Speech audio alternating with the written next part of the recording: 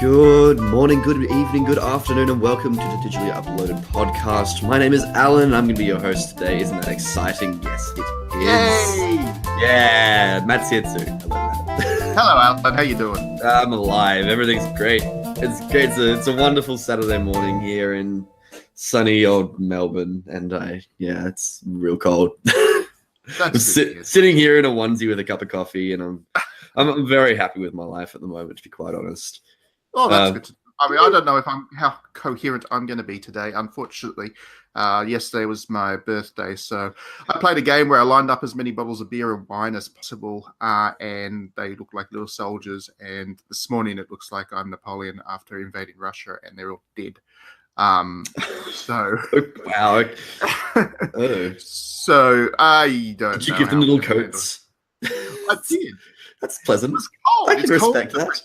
Dude, it's cold in the fridge. I mean, the red bottles, they didn't need it because, they're tough and stuff and they don't need the fridge. But the beer bottle certainly did. Yeah. I do feel sorry for my little soldiers sometimes. Yeah.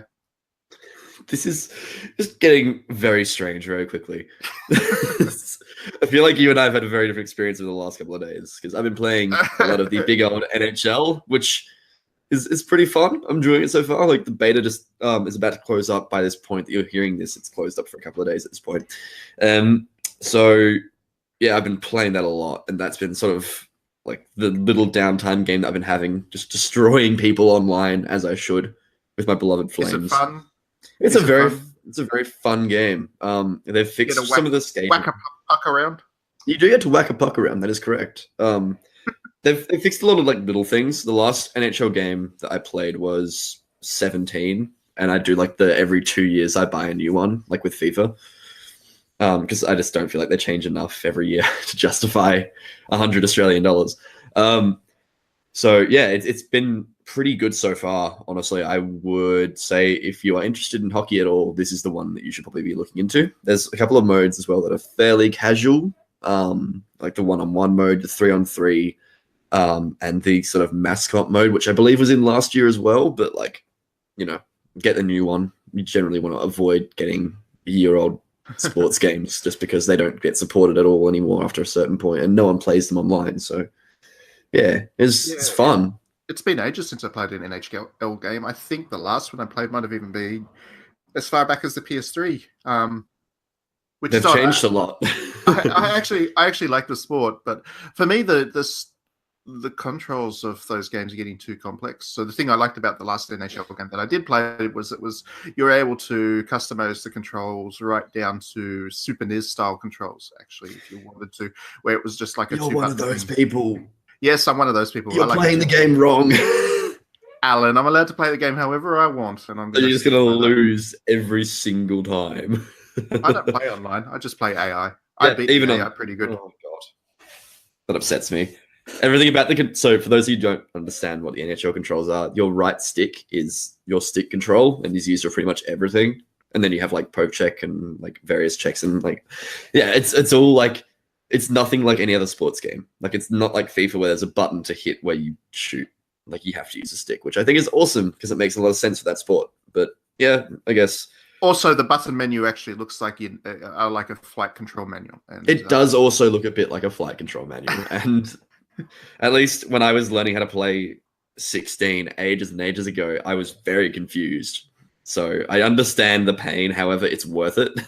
Because by the point that you're doing some like sick deeks, it's like the best thing ever. And you can just destroy people online. It's real fun. It's a real good game.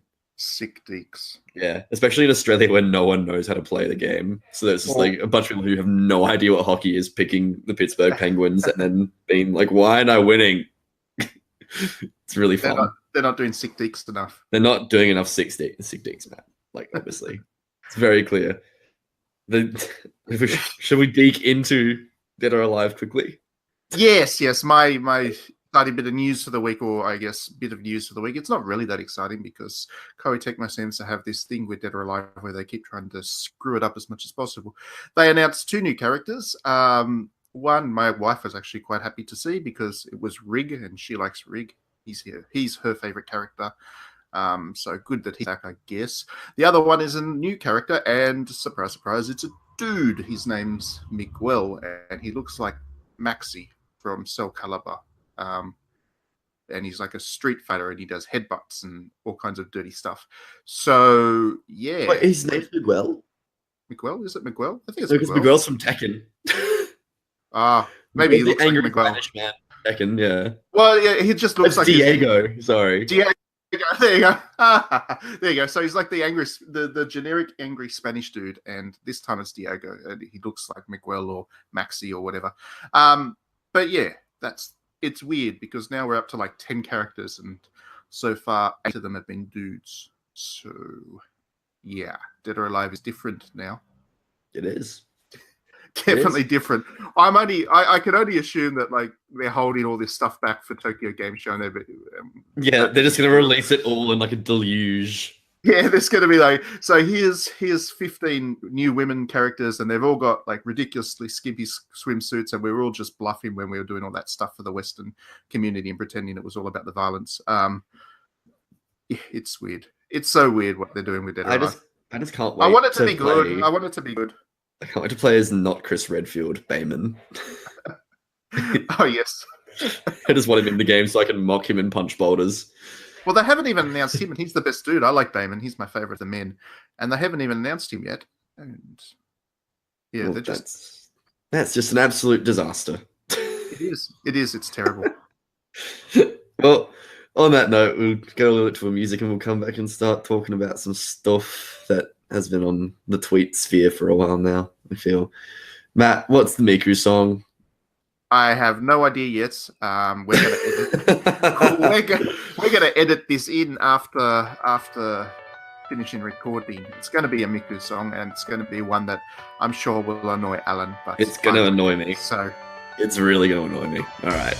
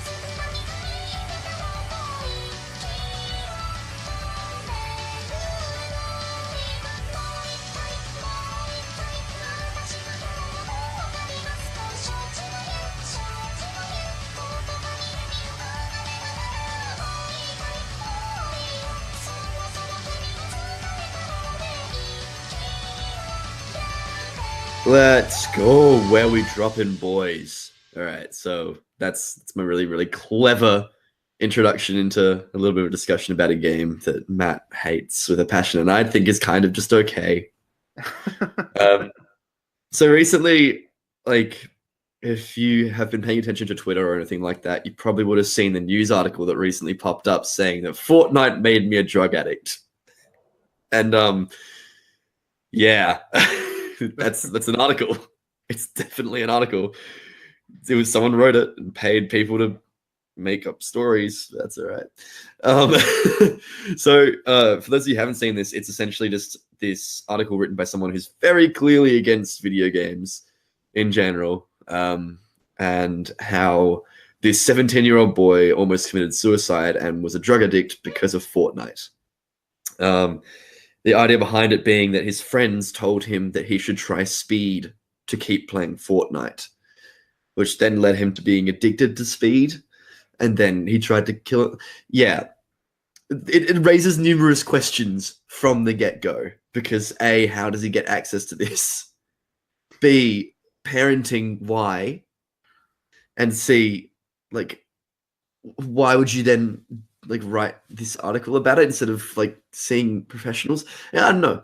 And it seems a bit sus to me.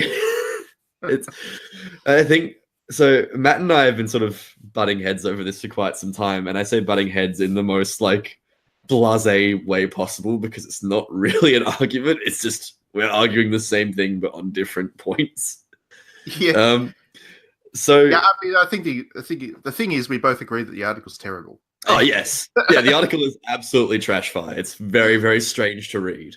And it's not even the first and only one. There's plenty.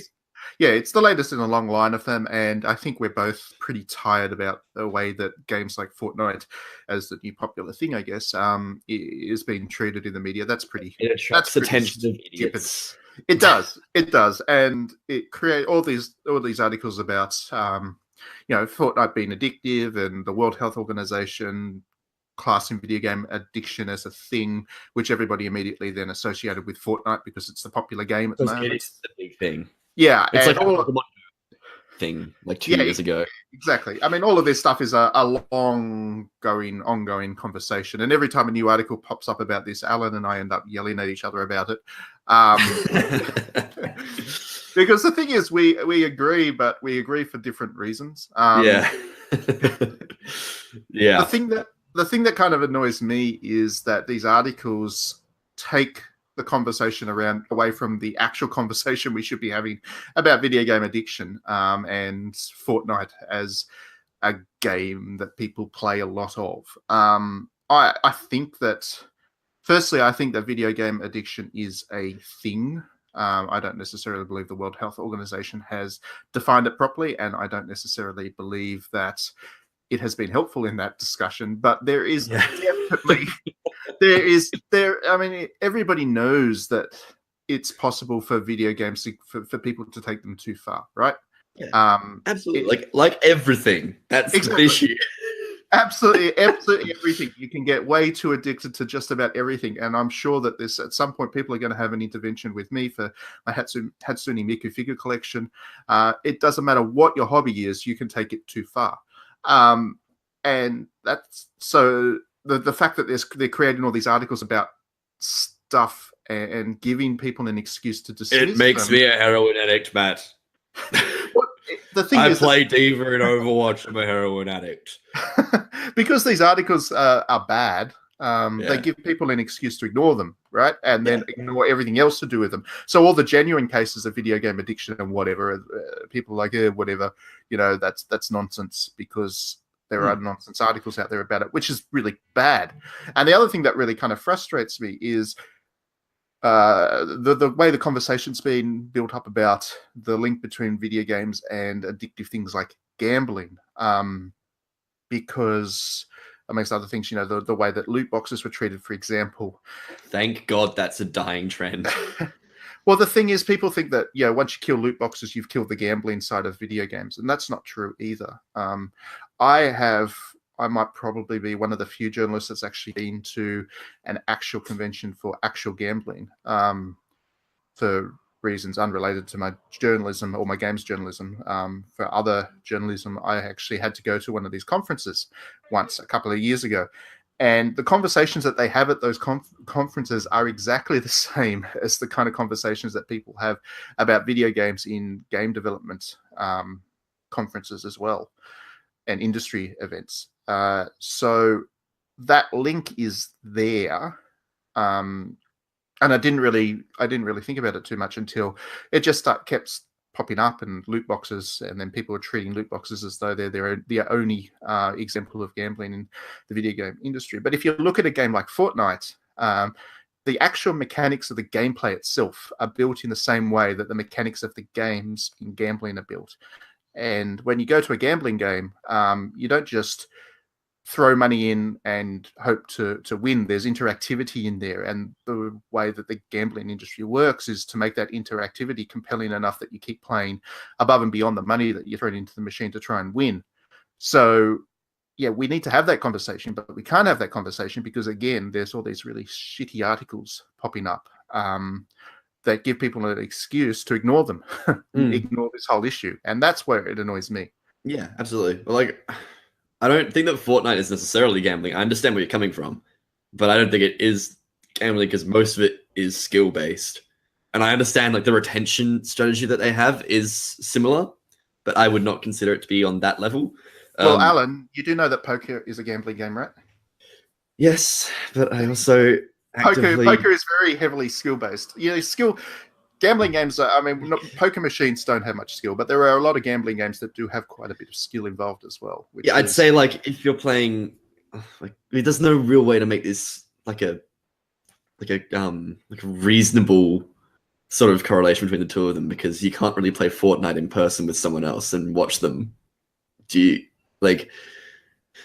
Because poker is so heavily based around the idea of bluffing, right? Fortnite's more just mechanical. Oh, they're definitely different. I find that like sort of a little bit of a disingenuous, like, I understand what you're saying. I just don't agree with the concept behind it and the evidence behind it, I guess. No, I don't think the game is necessarily gambling as such. I think it has like addictive elements for sure. But then again, like, every sort of thing does, because that's how they keep players and that's how they keep movie watchers and that sort of thing. Well, that's a bit different, I think. I think that's where the fundamental difference is for me. The film industry is not about creating addiction. People can get addicted to films, don't get me wrong.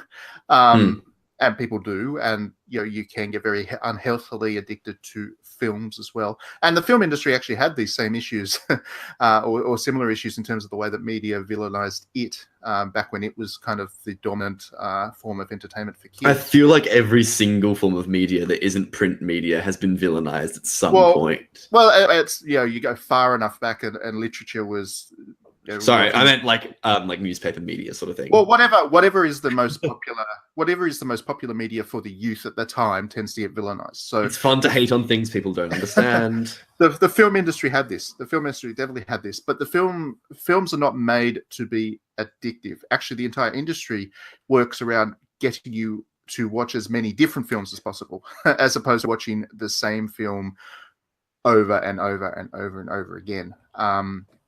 Which is where it's different to video games, where a game like Fortnite, the absolute need for the developer to monetize it is to have people play it as almost their entire hobby all by itself.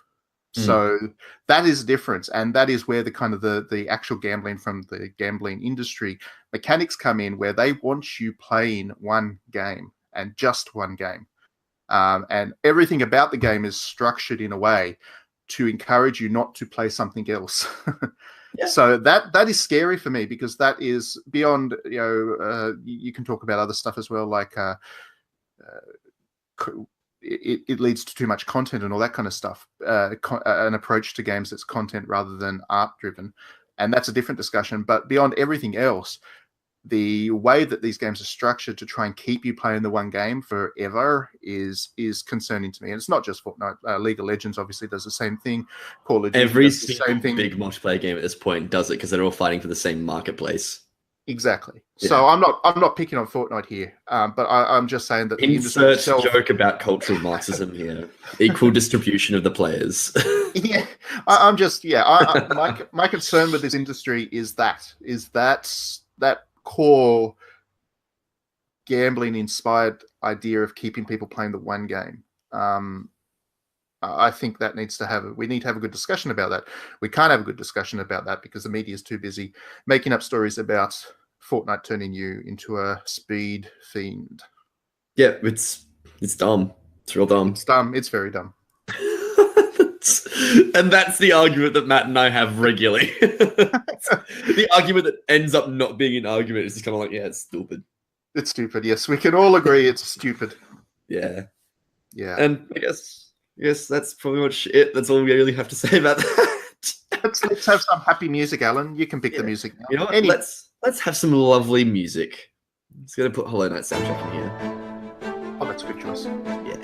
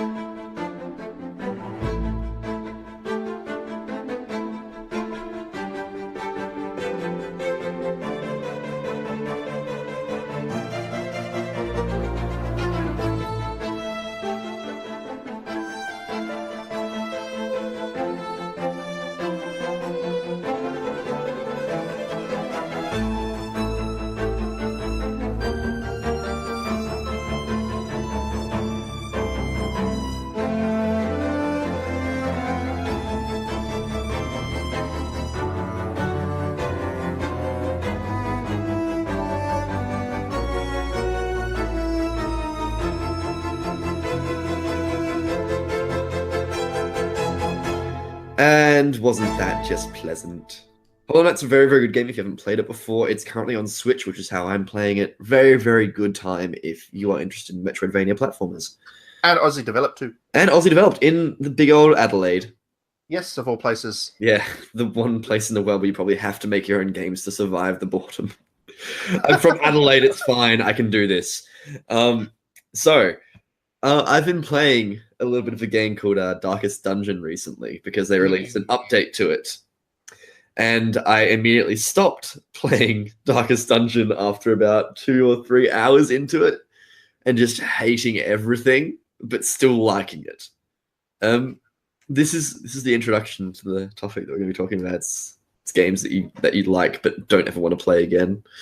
Darkest Dungeon. It's a lovely game. If you've not played it before, it's got a similar sort of style. Lovely's not the right word for it. yeah, fair cop. It's an interesting, it's a clever game. It's a good game. Yes, it's a very, very fun game, but everything around it is designed to make your experience as awful as possible. which thematically works. However, I don't want to deal with that. I can't deal with that. I mean, the core theme of the game is like, how do hero or fantasy heroes deal with the stress of their job? And it's like, yeah, you come home after you've had a stressful job. The last thing you want to do is play a game about stress. Yeah. So I don't know. That sounds like a good time to me. I just love being in a constant state of agony. It's fine.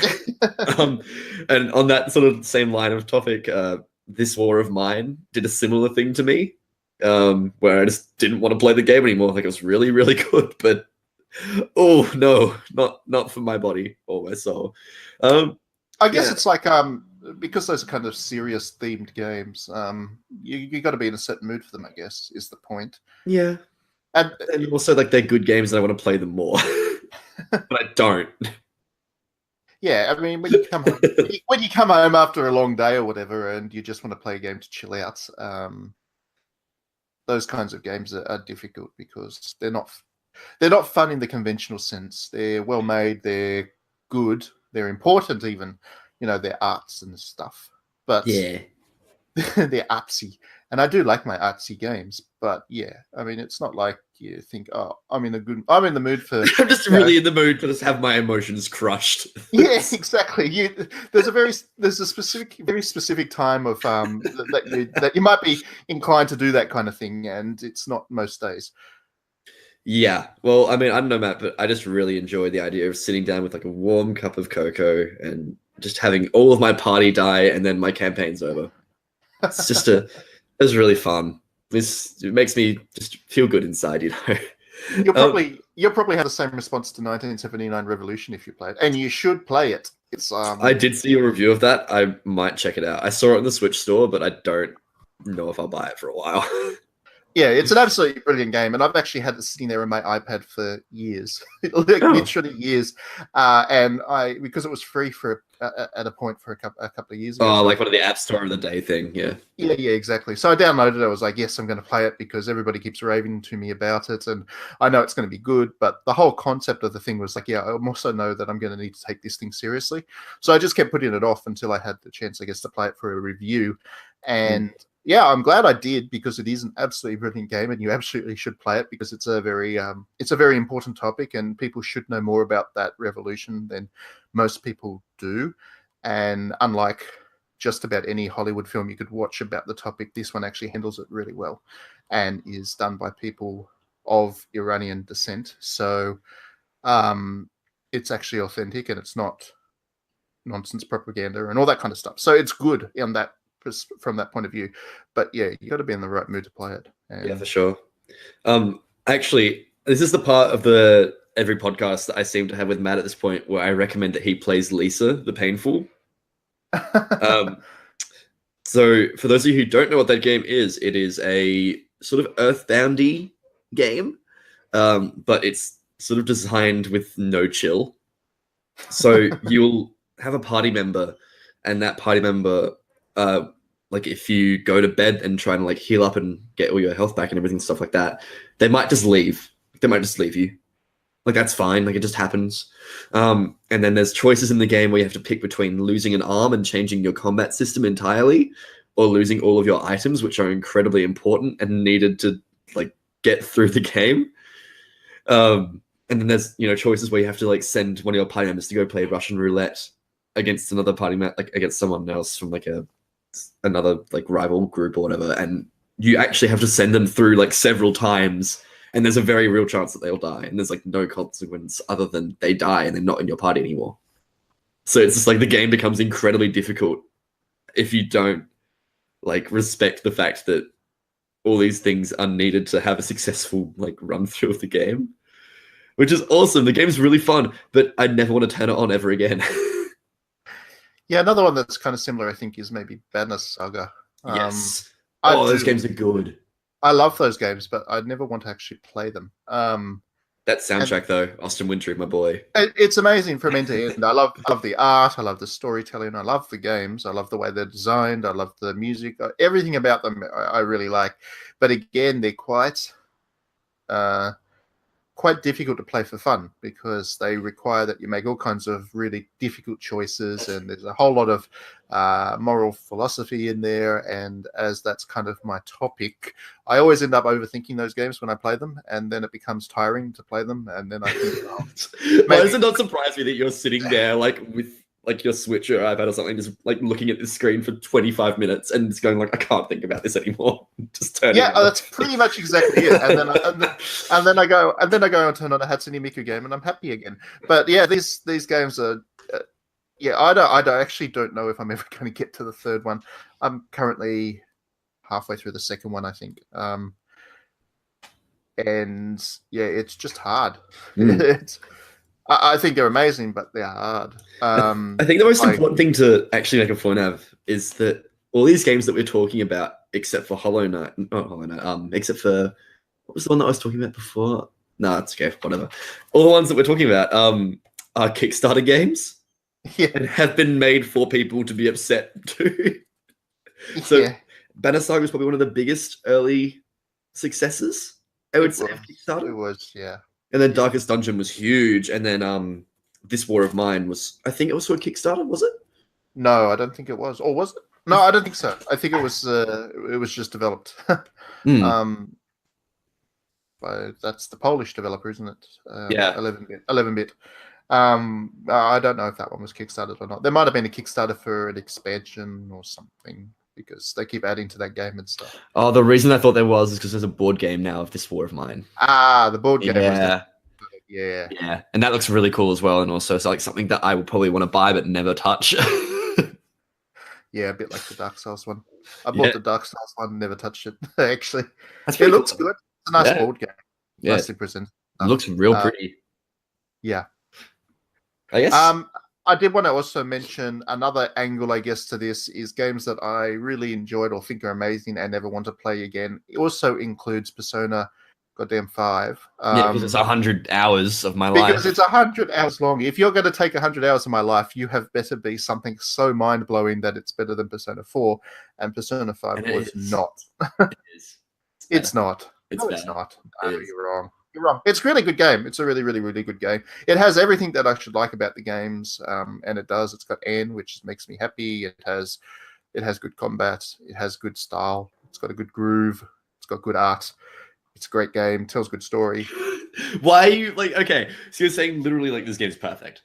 No. I said it's good, great, excellent, but it's not Persona 4. It's not brilliant quite there.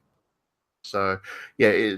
There's too many games that are too long. I know I've said this a couple of times in the past. There are too many games that are too long and don't quite justify that length. Though some of the dungeons do drag on. I will agree with you. Like the last like boat dungeon, so long for no reason. That, and I also remember Futaba's dungeon. Oh, the Pyramid Land. Yeah, which was the pyramid itself was probably not such the end of the world. But why do you have to go through like that desert town beforehand? I kind of liked that. No, I don't. It's too long. It just took me too long to get through it, and because you're bad at the game, man. Actively did not like it then. Get good. I just think there are some games that would do with being shorter, or at least offering people a shorter way of playing them, I think. Yeah. Well, on that topic, I feel like I'm just going to end up playing Persona 5 music in the break, so we're going to play Persona 5 music now. It's good music. Incredible music. So we'll leave you with that, and then we'll come back and have a little binge, I feel.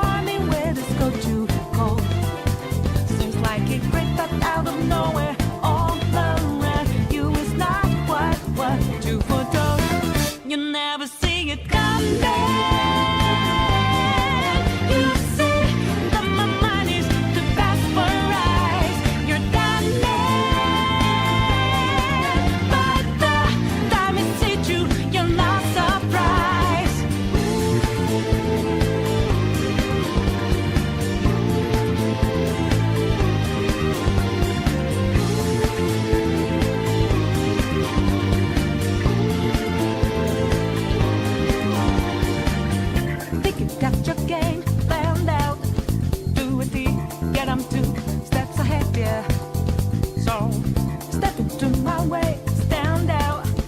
It's a trap, one more step, and you're dead. Why just a bit a second ago with blue skies, but now lightning's like your last resort. It's not an accident that no one hears your cries as your last dream seems to deserve. You never see it coming. You see that my mind is the best for eyes. You're done but the time it teach you, you're not surprised. I'm coming for you. My game's always the best of mine. You're spanning, but the net you didn't catch it in time.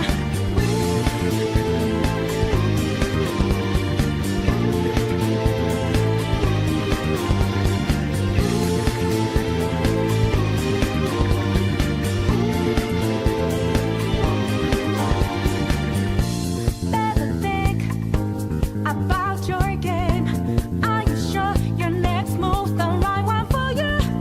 Are you sure you won't get outmaneuvered again, my friend? You never see it coming. You see that my mind is the best for eyes. You're done but the time it hit you, you're not surprised. I'm coming for you.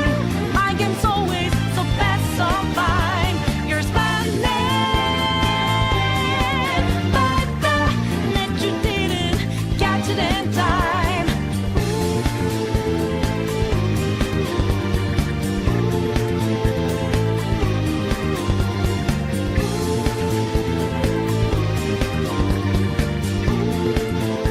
Welcome back, everybody.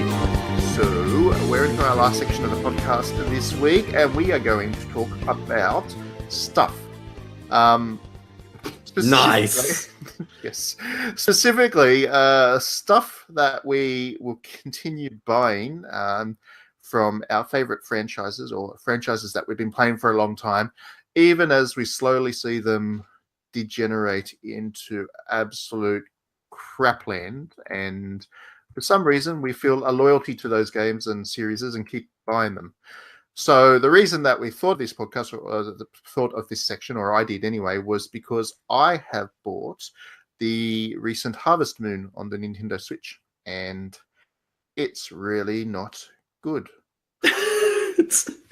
Well, so we live in a world where Stardew Valley exists. Yeah, don't get me wrong. I like Stardew Valley, and I like what the actual development team from Harvest Moon has gone and done since. So, for people who don't know, there was something of a split that happened in the Harvest Moon series, where Harvest Moon, the license, went to Natsume and a different developer, and then the team that was doing the Harvest Moon series went away and started to do the Story of Seasons series, which is actually really good as well. I think the last one was on the 3DS or something, and it was really good. The Harvest Moon series has gone to a developer that is really not good, and those games are not really good at all. But I keep buying them because I see the Harvest Moon, label, and I feel like I have this loyalty for this series, which I've been playing since the Super Nintendo and Game Boy Color and loving. And I have this really fierce loyalty to this series, and I keep buying the bloody games, even though I know that I'm not going to enjoy them that much. And this one, it's basically a port of a mobile phone game. Oh, good. That's what I want to hear. And it was somehow also released on the PlayStation 4, so you can actually play a mobile phone port of a Harvest Moon. You can also play Life of Black Tiger on PS4, so it's like not the most surprising of things, unfortunately. Yeah, but it has that kind of top-down, cheap-looking visual style, and you can grow crops, sure, but can you buy the crops? Yeah. No, you can't. There's no microtransactions. Oh, okay. It's a premium mobile phone game. But yeah, the story is clumsy and not very enjoyable, and yeah, it it is a Harvest Moon game in the way that it works, but it kind of doesn't have the soul of Harvest Moon, or the understanding, I guess, of the soul of Harvest Moon that the original developers really built over the years. So disappointing, but I say that, and then You're still going to buy the next one, yeah. Yeah, exactly. Because I do have the very fierce loyalty to it. That one and the other one I will say is, well, there's a couple that I would probably continue buying even if they turned out to be crap. Like Dynasty Warriors and Samurai Warriors, for example, the Muso series. If for whatever reason I stopped thinking those games were enjoyable, and I know I'm in the minority when I say Dynasty Warriors 9 was really good, but I thought it was really good. But yeah, if those games were to if those games were to go to buggery, even as far as I was concerned, I would still buy them because again, I'd still have that loyalty to the brand. I just have such good memories of playing those games and loving them that I wouldn't be able to resist buying a new one, even when my brain is saying don't. And also Final Fantasy. And I know that. Oh, they did go. Yeah, see, I know that you have these I know you have these thoughts on Final Fantasy, but I enjoyed Final Fantasy 15. I also like Final Fantasy 15. It's just that there was a period of time that Final Fantasy died beyond recognizable belief. Yeah, see, I love the Final Fantasy 13 trilogy with a passion. I really enjoyed those games. So I'm saying provisionally, even if I was to stop enjoying the direction that Final Fantasy took, I would continue to buy those. And that's different to, Square Enix's other JRPG series, Dragon Quest, which I enjoy, but I don't have a particular loyalty to. If those games started to suck, I'd have no problem not buying them. Yeah. But Final Fantasy, if you put Final Fantasy on the box, you're probably going to get a purchase out of me. Yeah, that's pretty much my thing with any Bethesda game at this point. But we can't really talk about them. So Fallout 76 better not suck or I'll be sad. And Elder Scrolls 7, 5, 6, I can count. Better not suck too or I'll be real sad and I'll still buy it anyway. Wait, was that announced? Yeah, it was a trailer. It was like a flying through the world and then said Elder Scrolls 6 and it's like no one's surprised by this. Yeah, because I missed most of E3 this year. I didn't know that. That's good. I actually have like 4 different versions of goddamn Skyrim. So yeah, look, I've been playing Skyrim again, and wide as a ocean, shallow as a pond. This is probably the best way to describe that game. And I bought Fallout 4 again for the first time, and playing that after playing New Vegas again was just a constant source of disappointment. Yeah, definitely. I thought that. I don't play Fallout, but I have played all of the Elder Scrolls games over the years. And after Morrowind, which was Morrowind's very, very good.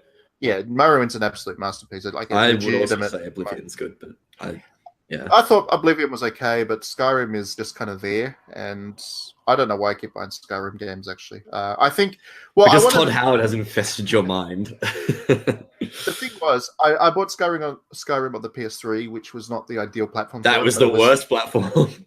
The game was great. It was the only platform I had to play it, so I kind of struggled through it. And then the HD version came out on PS4, so I felt like I wanted to play like a good quality version of it, so I bought that. And then the VR version came out, and I was like, you know what, this could be pretty good on VR, and it turned out to be pretty good on VR as a tech thing, but the game itself is still Skyrim. And then I bought it on the Switch because I thought I might want to play it portable. So I have 4 versions of the game, and I've never really enjoyed any of them. So I feel like the Switch version is probably the best one though, just from is it not in my opinion, because I feel like it's a very, very good pick up for half an hour on a tram and put down because everything looks the exact same, and then come back to it at the end of the day. Because I haven't actually played the Switch one yet. I've got a copy, but yeah, I played through the VR version and bought the Switch version at the same time, and I was like, yeah, I don't need to play it again on the Switch right now. Yeah, so that'll be my next playthrough for sure. Yeah, and then on that topic as well, Gran Turismo. Oh dear.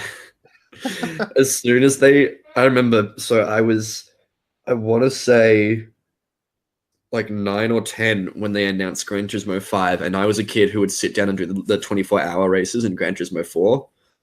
Like I'd drive as long as I could, do a B-spec mode, and then just leave the PS2 running overnight. And then my dad and I would like share controls like the next morning and do that. And then I remember Gran Turismo 5 Prologue got announced, and I was like, "Oh, it's the new Gran Turismo!" I never actually ended up buying it because I couldn't afford a PS3 because it was 1,000 Australian dollars at the time. But I remember playing it at a friend's place and just looking at it and thinking, 4 looks kind of just better and also plays better and is less annoying to deal with and has more cars. And I still, like, to this day, I will end up buying every single Gran Turismo based product. Like, I bought, so I bought 5, I bought 6, and like the prologue mode, whatever it was called, for 6 as well. I don't remember. I don't really care anymore. And then I bought Sport, and I was like very much in love with Sport because it looked very pretty and ran very well and was fun to drive cars in. But they've been slowly killing it. And I have a feeling that the next Gran Turismo will just be a racing game rather than a simulation thing where I can go into my car and change the transmission for no reason and be like, yeah, transmission has been changed. Because like the way they're doing it now is they've changed it to like this weird, put in your driver points into your car and you'll get a wider range of like power options. That's not what I want. I want a car PG. I don't want driver points. Yeah. I mean, I like GT Sport for the VR thing again. That was a pretty good VR thing. Really good that's thing, fair. actually. But I certainly didn't find it inspiring enough to want to spend a lot of time playing. It had a lovely soundtrack, though. It had a very, very good selection of music. It had some French jazz in it, which I quite enjoyed. It does look amazing. Oh, it's gorgeous. Like, it has no business looking as good as it does. And I will be the first person to say and jump on the bandwagon that the photo mode in that game is it's real good. It's very, very pretty. Like, I sat down and just downloaded like the 30 gig pack of just like scapes to put your car in. And well, you remember you had like on your Twitter, your profile was like this car, and it was my Lancer Evo. Yeah, and I was like, dude, where did you get that photo? And you're like, it's actually a GT Sport thing. But yeah, no, it does look like photorealistic, and it's amazing. It makes me so excited to see what they do next, but also at the same time, I'm dreading it.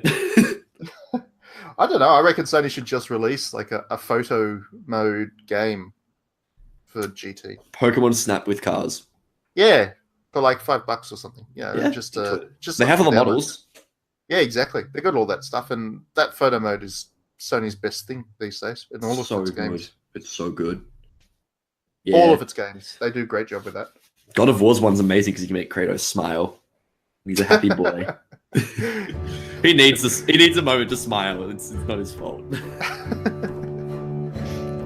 And on that note, on that very happy note, because Kratos is smiling, we might wrap up for the week. I don't know what music. You got a particular track you want? I'm gonna pick some God of War music. Oh no, I'm gonna veto you then. Oh, it's good. You've been vetoed. Okay, I'll do Civilization 6 then. Okay, that'll do. Yeah. Thanks very much for tuning in, everybody, and we will see you. We will see you at the next week's podcast.